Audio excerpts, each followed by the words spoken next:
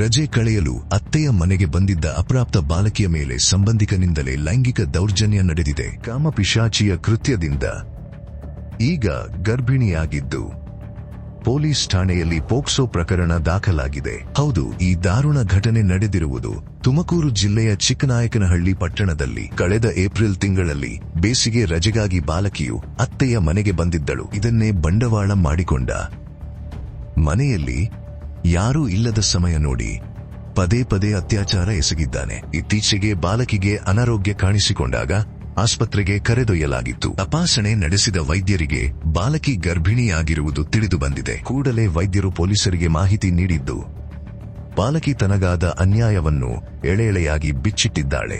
ಸದ್ಯ ಚಿಕ್ಕನಾಯಕನಹಳ್ಳಿ ವೃತ್ತ ನಿರೀಕ್ಷಕರಾದ ಅವರು ಪ್ರಕರಣದ ತನಿಖೆ ನಡೆಸುತ್ತಿದ್ದು ಆರೋಪಿ ಬಾಲು ವಿರುದ್ಧ ಹೊಸ ಕಾನೂನು BNS ಹಾಗೂ ಪೋಕ್ಸೋ ಕಾಯ್ದೆಯಡಿ ದಾಖಲಾಗಿದೆ. ನೊಂದ ಬಾಲಕಿಗೆ ನ್ಯಾಯ ಸಿಗಲಿ ಎಂಬುದು ಸಾರ್ವಜನಿಕರ ಒತ್ತಾಯವಾಗಿದೆ.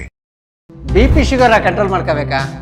100% ನಿಮ್ಮ BP ಶುಗರ್ನ ಕಂಟ್ರೋಲ್ ಮಾಡ್ಕೋಬೇಕು ಅಂತಂದರೆ ಬೆಟ್ಟದ ನೆಲ್ಲಿಕಾಯಿಂದ ಮಾಡಿರೋಂಥ ನಮ್ಮ ಜೀನಿ ಶುಗರ್ ಆಮ್ಲನ ಯೂಸ್ ಮಾಡಿ BP ಶುಗರ್ನ ಕಂಟ್ರೋಲ್ ಮಾಡ್ಕೊಳ್ಳಿ.